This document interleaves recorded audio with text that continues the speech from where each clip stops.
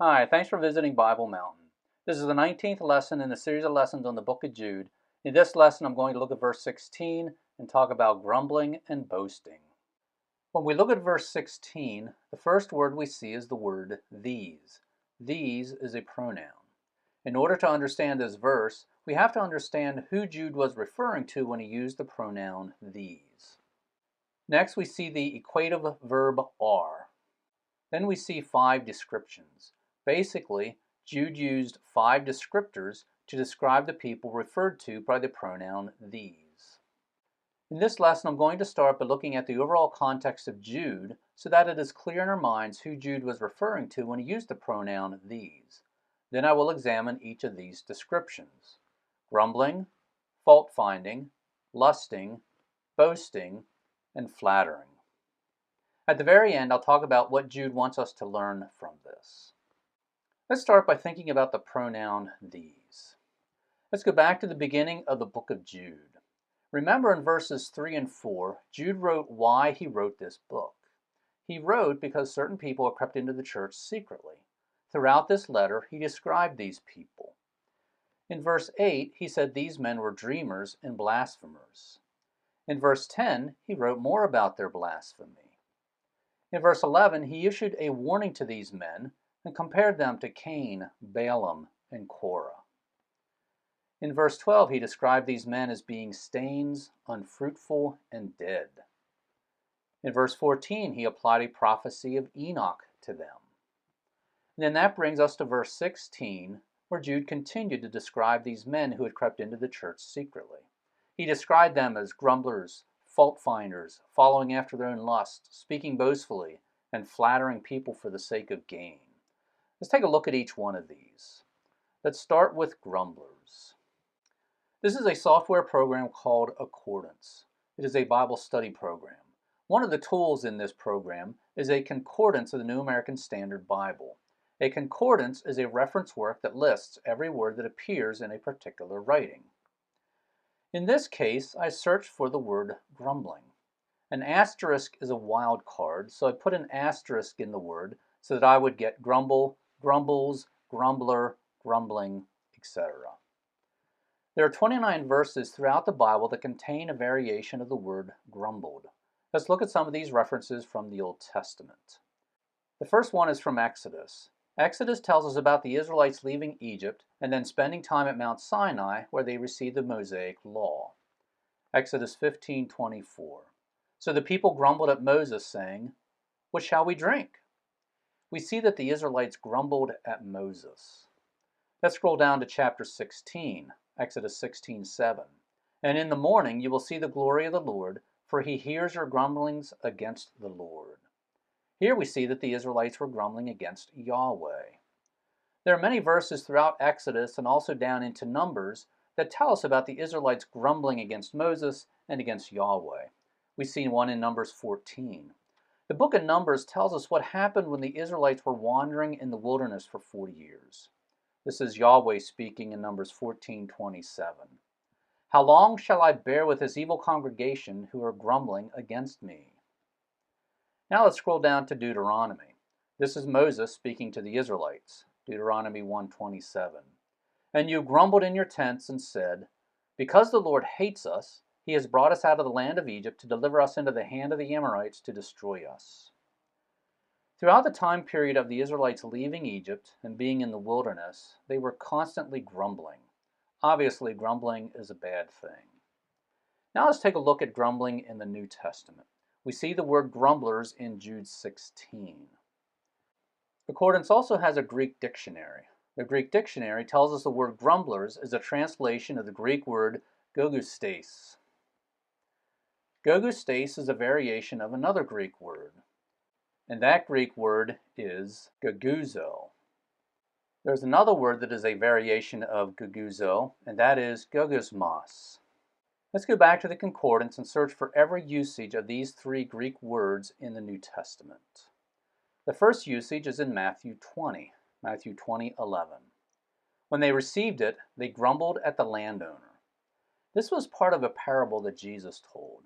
This is the parable where a landowner paid the same wages to people who only worked 1 hour as he did to people who worked the whole day.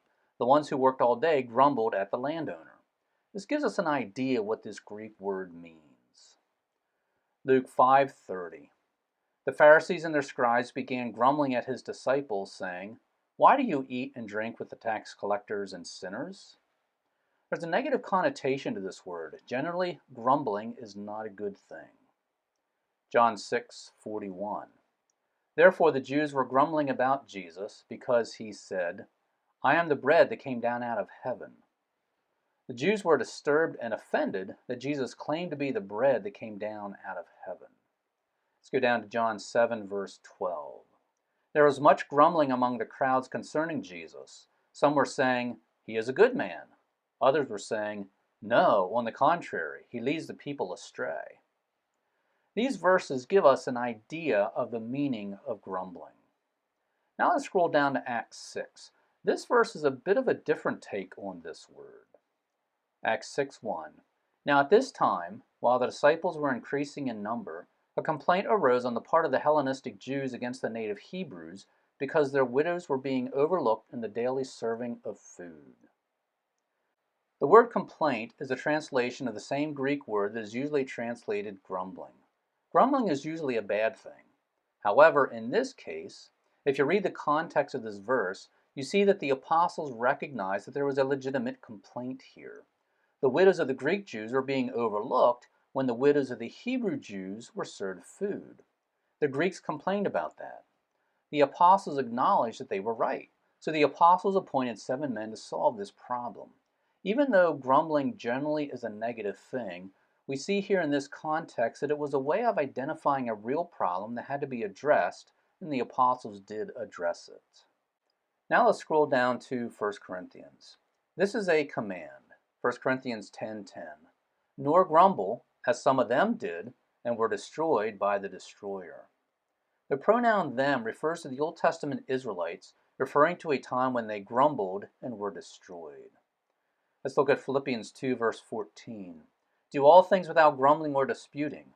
This is another command telling us not to grumble. 1 Peter 4:9.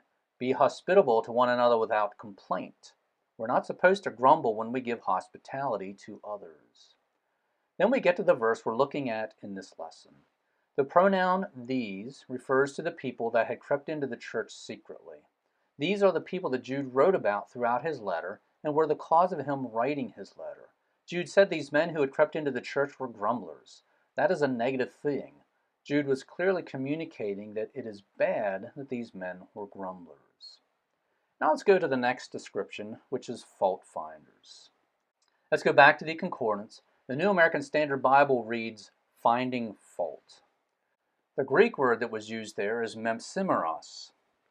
Mempsimeros is a compound word. It is a combination of memphomai and mora. Mora means fate. This word means complaining of one's fate. Another way to say it is complaining about your lot in life. Jude wrote that these men who had crept into the church secretly were people who habitually complained about their fate in life. Obviously, Jude was communicating that that is a bad thing and is something we should not do. The third description is following after their own lusts. Let's go back to the concordance and look at the word lusts. That is from the Greek word epithumia. This Greek word was used in 37 different verses in the New Testament. Let's take a look at some of those. This is Romans 1:24. Therefore God gave them over in the lust of their hearts to impurity, so that their bodies would be dishonored among them.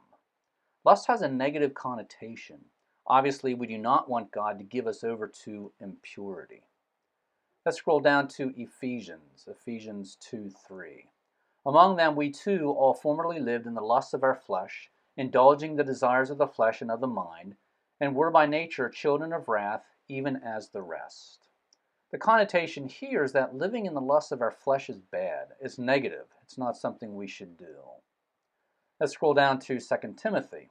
This is a command, 2 Timothy 2:22. Now flee from youthful lusts and pursue righteousness, faith, love, and peace with those who call on the Lord from a pure heart. This is a command to flee from lusts. Let's go to the book of Titus, Titus 3:3. For we also once were foolish ourselves, disobedient, deceived, enslaved to various lusts and pleasures, spending our life in malice and envy, hateful, hating one another. This is communicating that being enslaved to lusts and pleasures is bad. Let's look at 1 Peter, 1 Peter 2:11. Beloved, I urge you as aliens and strangers to abstain from fleshly lusts which wage war against the soul. This is another teaching that we are supposed to abstain from our lusts. Now let's scroll down to Jude 16, which is the verse we're looking at today. Jude was writing about these men who had crept in secretly, and he said they were following after their own lusts.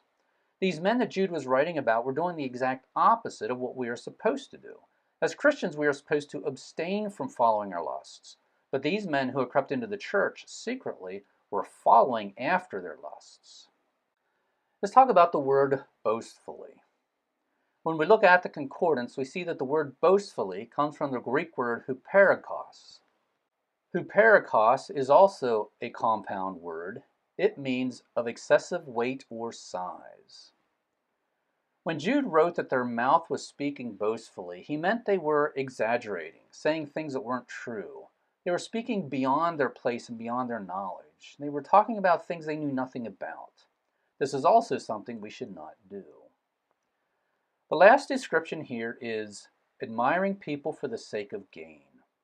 In other words, these men who had crept into the church secretly were admiring people, complimenting people, and flattering people. Now this could be a good thing, but they were doing it for the sake of gain. They had selfish reasons for complimenting people. That is something we should not do. So we have here 5 descriptions. People who are grumblers, fault-finders, following after their lusts, speaking boastfully, and admiring people for the sake of gain. These 5 descriptions describe people referred to by the pronoun these. If we go back to the beginning of Jude and go to verse 4, we see that the pronoun these refers to certain people who had crept into the church secretly. Why did Jude write these 5 descriptions? Obviously, he's communicating we should not be doing these 5 things. But if we go back to verse 3, we are reminded that Jude urged people to contend for the faith.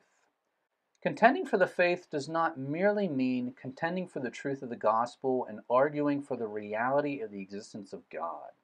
It is not merely claiming that Jesus is God and that he was crucified, buried, and then rose from the dead. Part of contending for the faith is contending for and fighting for a Christian lifestyle, a Christian worldview, and living life the way God wants us to live.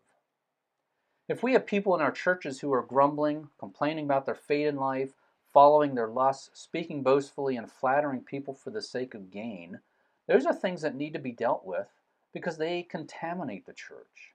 They contaminate our reputation as Christians. When we see people in the church who are doing those things, we need to contend for the faith. We need to address those issues because we should not allow those things to continue inside the body of Christ. Thanks again for visiting Bible Mountain. If you have already joined my email list, thank you, and please forward this to someone else who would benefit from visiting Bible Mountain. If you have not joined my email list yet, please do so now. This is the best way to make sure you receive all my content. My email list is free. In order to join, go to BibleMountain.com, click on email, and that will take you to a web page where you can sign up. Your email address will not be sold nor given away. Once again, thanks for visiting Bible Mountain.